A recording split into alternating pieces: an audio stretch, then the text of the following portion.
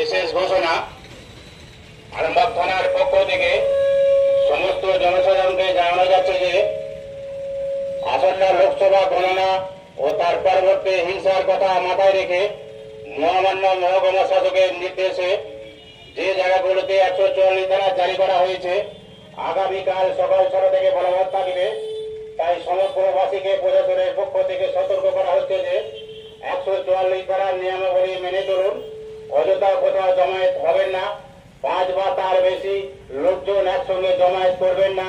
প্রশাসনের পক্ষ থেকে এটাই জানানো যাচ্ছে যে 144 ধারা নিয়মকানুন মেনে রাস্তাঘাটে ঘোরাফেরা করুন। যে সকল এরিয়ায় 144 ধারা জারি করা হয়েছে নৈসরাই বাজার, আরামবাগ বাস স্ট্যান্ড, আরামবাগ পুরাতন বাজার, আরামবাগ মুন্সাতলা বাজার, মল্লিকপাড়া সিবিএসসি স্কুল এরিয়ায়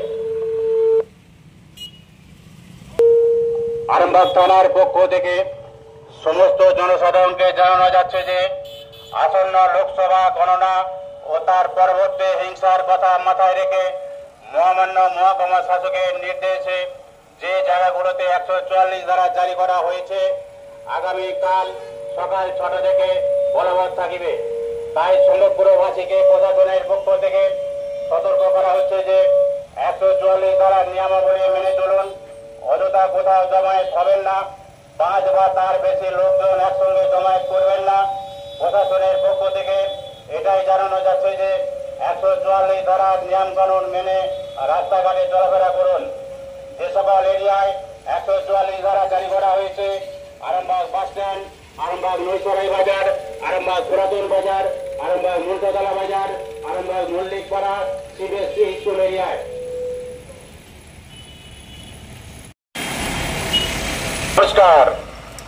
আরামবাগ থানার পক্ষ থেকে সমস্ত জনসাধারণকে জানানো যাচ্ছে যে আসন্ন লোকসভা গণনা ও তার পরবর্তী হিংসার কথা মাথায় রেখে মহামান্য মহকুমা শাসকের নির্দেশে যে জায়গাগুলোতে 144 ধারা জারি করা হয়েছে আগামীকাল সকাল 6টা থেকে প্রশাসনের পক্ষ থেকে সতর্ক করা হচ্ছে যে 144 ধারা নিয়মাবলী মেনে চলুন।